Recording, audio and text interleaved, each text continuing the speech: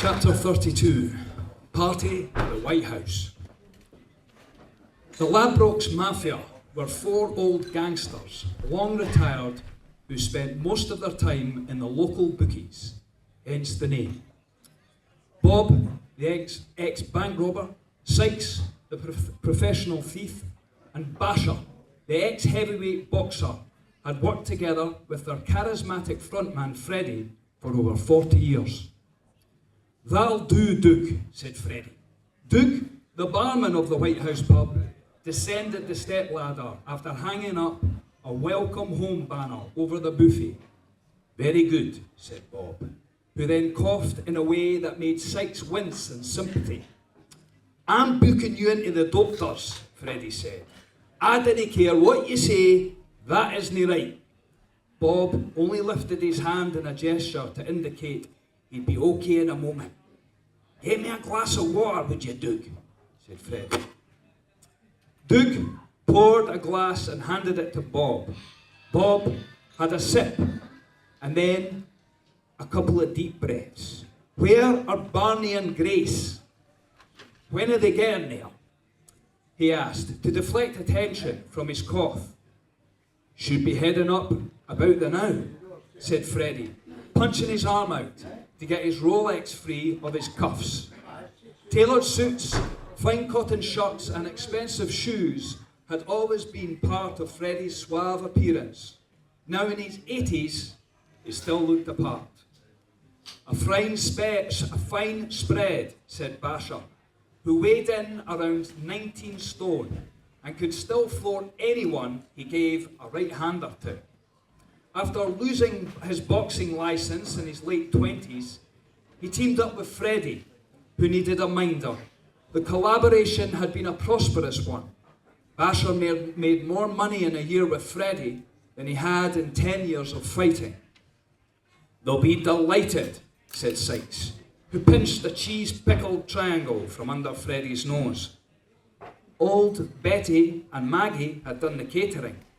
The various canapes, sandwiches and treats were typical of two women in the late 70s who still thought that Spam was a decent filling and Jaffa cakes were something special enough to lay out on a plate by themselves. Barney and Grace had chosen to have a wedding with only a handful of guests to witness the proceedings, and that was fine, each to their own. But Barney's friends and many locals had decided to follow tradition with a proper wedding celebration, a surprise party after their honeymoon. The White House was packed with all the usual faces. Crazy Horse and Tesco Tam were already leaning into the bar with two empty pint glasses at their elbows. Big Bonehead McCracken, who was no one's friend, had also come along. Since Roman Rock's death, it had become glaringly obvious he had only ever been a dog for his former master. Detective Inspector Souter was also present. He'd developed a swagger of late and, after closing a few important cases that had attracted media attention, was more cocksure in the long dark overcoat he'd taken to wearing. Since his promotion a couple of years previously, he'd been mixing with the locals far more than he used to. At first, folk had been suspicious, but if anything, they were now getting less hassle from him. A boy who'd been brought up in Niddrie, but was not a Niddrie boy. "That cunt's had his eyebrows plucked," said Tam, eyeing Souter as he sipped his next pint. "And he's using more grease than a car mechanic. Check the slip back on that mullet. He was never one of us, even if he did stay round the corner." Rab nodded. "I mind the days when the evil one used to chase him around the school and then wait for him outside his house just to scare the shite out of him." "Fuck aye," said Tesco, making the sign of a cross. "Is he still inside?" "Fucking hope so," said Rab. "Would have been better for everyone if it had been him instead of the Rock," that I got murdered. Aye, at least you ken where you were with Roman. I mean, you wouldn't want to be in the same room as him, eh? 'Cause of his temper and that. But he had boundaries, eh? Not like me, Damien. Mind the time he hung the puppies on the washing line. Rab blew out his lips. Saw that on my way to work. Couldn't get out of my heat for months. Evil bastard. Anyway, let's change the subject. Didn't want to jinx the big do, eh? Chapter 36, Upstaged. Back in the White House pub, Damien was still putting on a show. "Boneheed McCracken," shouted Damien, as he spotted the big man sitting near the old fireplace.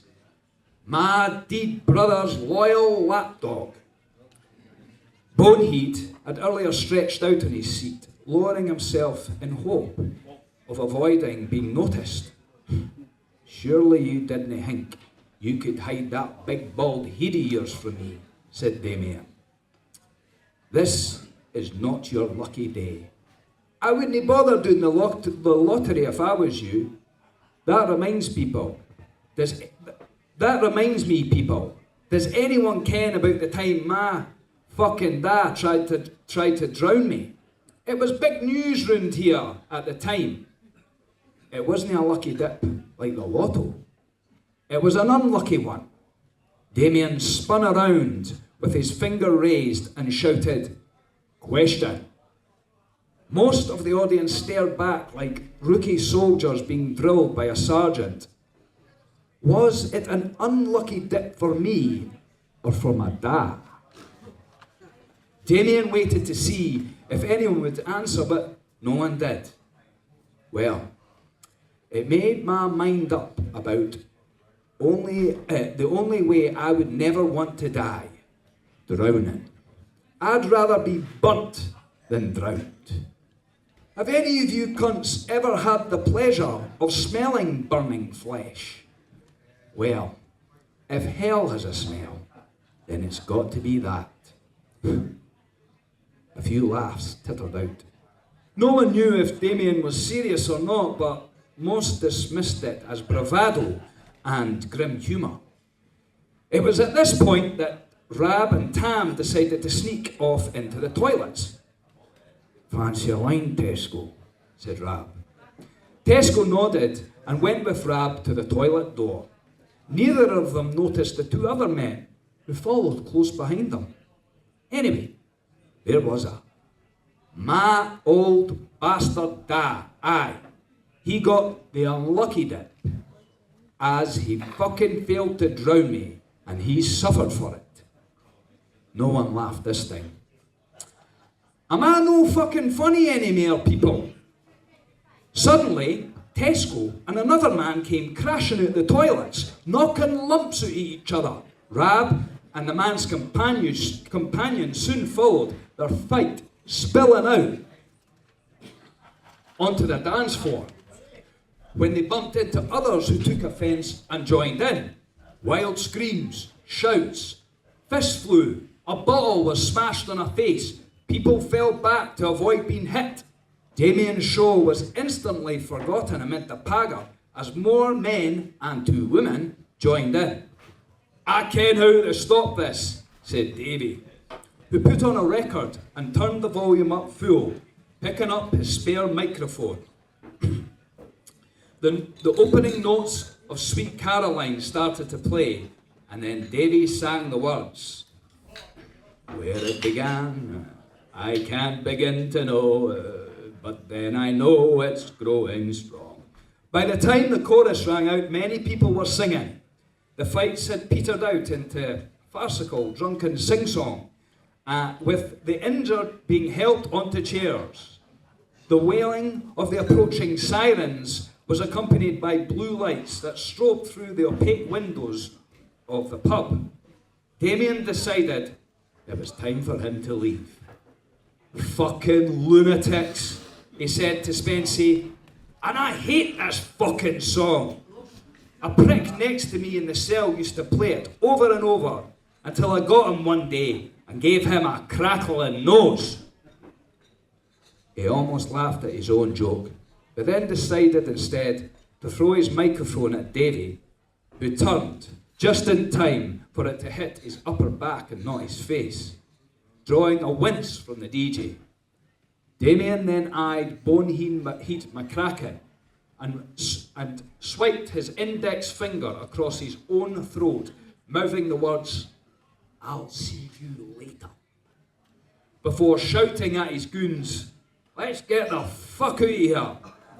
The four men barged their way out to cheers and taunts that were either unheard or ignored, as Sweet Caroline seamlessly flowed into Ian Jury's rhythm stick, courtesy of the slick hands of DJ Davy, who soon had the party back in full swing.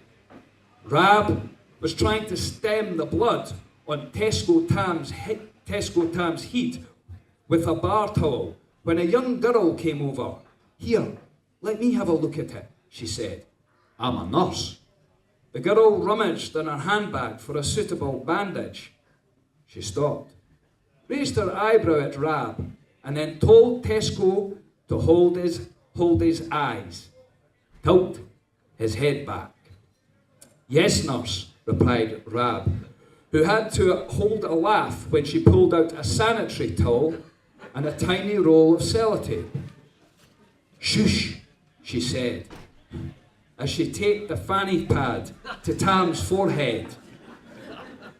"This'll do until he gets to the hospital. That gash'll need a few stitches."